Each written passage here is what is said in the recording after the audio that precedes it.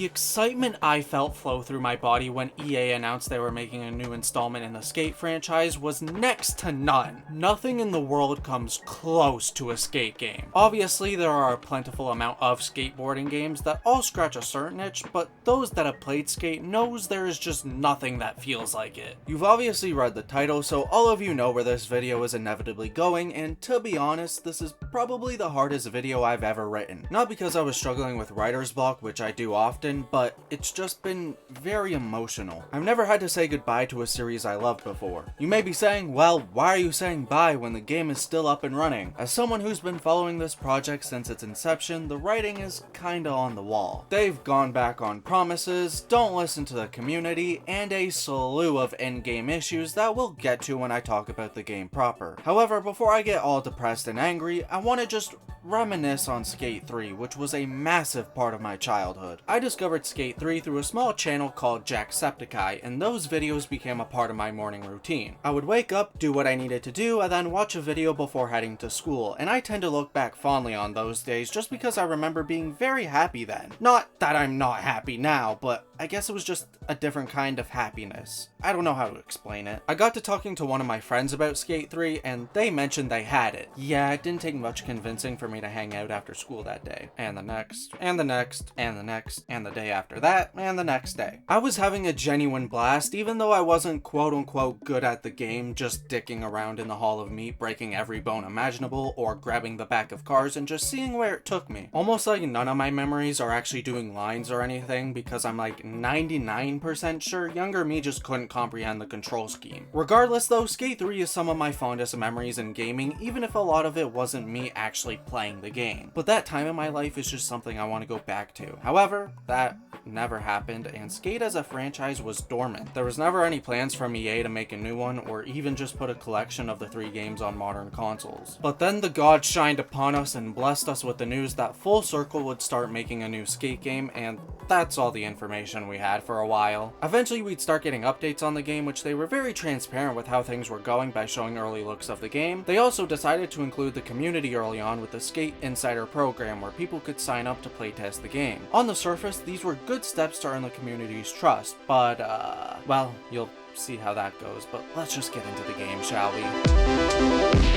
How are you going to make a skate game and simply take the skate out of it? I hear you saying, well, there's a skateboard right there! Astute observation there, fellow subscriber. You are subscribed, right? However, Skate is more than merely a skateboard, it's the culture surrounding it. Skate has historically taken place in real-world locations, or at least been modeled pretty damn near close to them, along with having a fully fledged story mode where you met actual real-life pro skaters and did tasks for them. And then you mix that with a grungy art style, and bada bing! Skate! And when you start stripping all of that stuff back, you're left with kind of a soulless husk of what Skate actually was. And I'm not even talking about the art style, I think it's fine. I just don't feel anything from it. I'm more so talking about the city and the story, if I dare even call it that. San Vansterdam is the fictional city Skate takes place in, and is described as a city for skaters built by skaters, which just feels like a half-assed backstory because they couldn't come up with any interesting lore for the story. There's also a company called Impervatech that like put shit in you or something to make you impervious to fall damage, and you can't break your bones, so I guess we're never getting Hall of Meat. And this is the most thought out lore in the game, which says a lot. V is your robot tour guide around the city and your primary source of storytelling. She cracks dead jokes while you're skating, and the story is just nothing. You just go from spot to spot while V explains the significance of said spots, and it's just not interesting in the slightest. I wish I could provide more thoughtful commentary on this, but I just turned her voice off after a while because it was infuriating hearing her say the same jokes and lines when starting challenges. Oh yeah, there's also no pro skaters, which might be the most baffling decision to me. Like, that'd be like making a Tony Hawk Pro Skater game and taking Tony Hawk out of it. Skate will not be beating the zero skate culture allegations.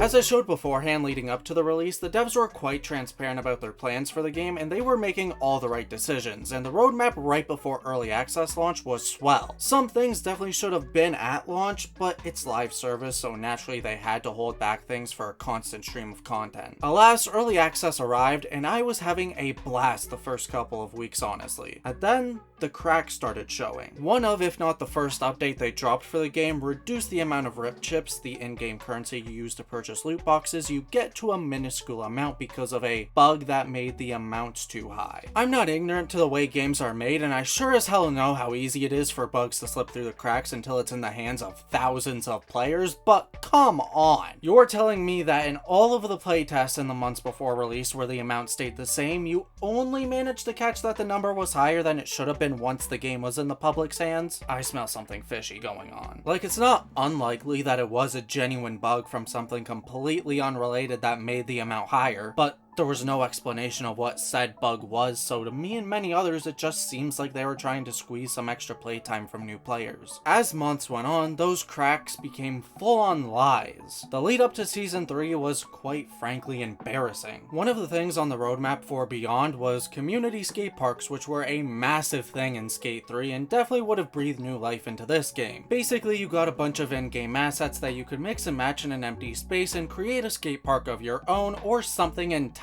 unrelated. Whatever your imagination could brew with the in-game assets, you could make. I was looking forward to it immensely. Obviously, I knew it wasn't going to be part of Season 3 given it wasn't in any of the lead up to it. However, in an attempt to be more transparent, which I do respect even if it leads to backlash, they gave an updated roadmap. But it was more things they're internally testing to see if they can add it into the game. To my surprise, community skate parks were now a feature in discussion and not a guarantee like the roadmap made it out to be. It's not a huge change in wording, but it's enough to leave question of if it's even gonna happen anymore. By far, the biggest lie they've ever told, and the one that made me quit the game until deciding to make this video, was this.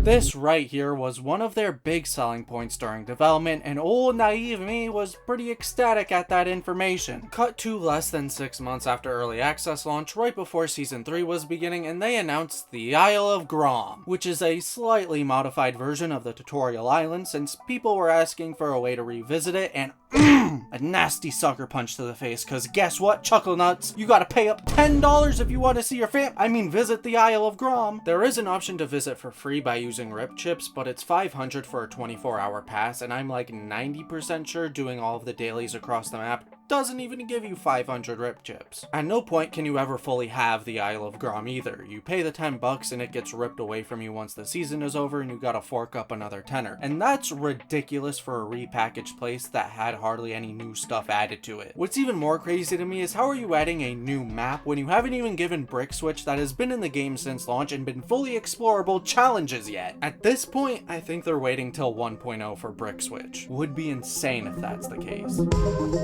Most people would say monetization, but again, they need to make money somehow because it's a free-to-play game, but I do think the cosmetics kind of suck a lot of the time and are very overpriced. We only recently got more brands into the game like Nike now, but that bundle costs like $50. Most of my complaints are gameplay related. Going back to the Isle of Grom, there are challenges you can do around the island, but none of them give you rip chips, so if you decide to spend some to get there, then you're gonna have to grind back in Sandvan to make sure you can go again. It just feels like they are really pushing people to play even more or spend the money to have access for the season, and like, I've skated around Grom quite a bit and it's pretty good. It has a lot of spillways and cool street spots, but it's not worth $10. Nothing ever feels like it's worth the amount they want. The skate pass could be, but there has to be a theme that interests me, so why would I fork out the money if I A, don't want to skate in Grom all that much, and B, if I only want one thing from the skate pass? Speaking of things not being worth it, the general gameplay loop is not very satisfying. The challenges are fine because it's skating lines or barreling into the ground, which are obviously fun, but since the rip chip nerf, it takes so damn long to get any loot boxes. Oh yeah, that's right, you don't get to pick the cosmetics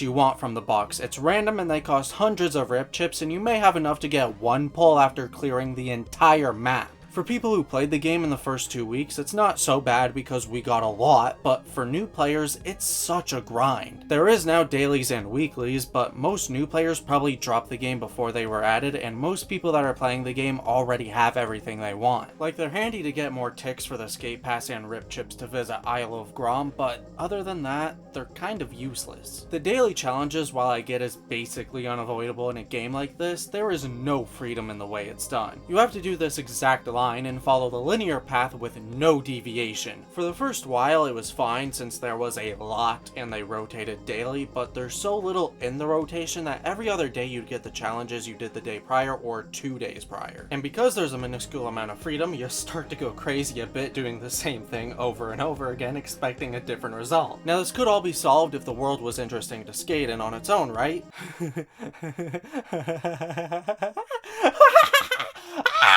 Sand Van has many skatable areas and plenty of ways to skate multiple spots, and for that I can't fault it because it's pretty fun. The artistic decision to make every surface sterile is certainly one of the choices of all time. So tell me how this was built by skaters that presumably have been skating around the city for years and there's not a single scuff mark on any railing. You'd think this city was built like 30 minutes ago with how pristine everything is. To sell the idea they're trying to of this being a skater's paradise, you have to make things scratched and marked up to sell that illusion. As it stands though, not a single thing about this city feels believable, and nothing feels worse than being in a world you don't believe in. Other things wrong with Sand Van are the buildings. They added parkour in this game and it's boring as f***. If you want to get to the top of a building, you gotta just hold up.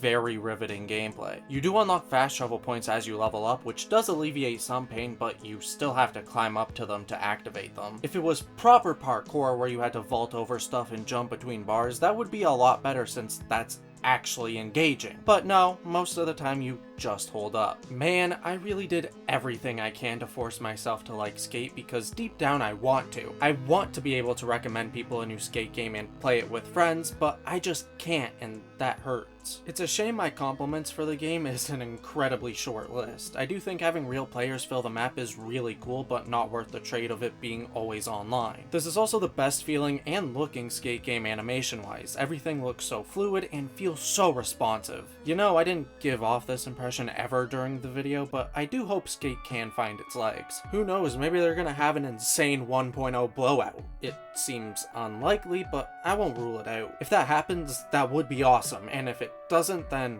I suppose this is goodbye Skate. There probably won't be another game in the series if this fails, but at least I learned about you and you gave me plenty of memories to hang on to for a lifetime. This is probably the most negative video I'll ever make. I hate talking about things if I don't have much good to say, but this series has always been important to me, and I just wanted to talk about how much it meant to me. But I got it all out now, so that does it for this video, and the next one will definitely be way more positive because it'll be on Stranger of Paradise. So, I'll see you all then. Bye-bye!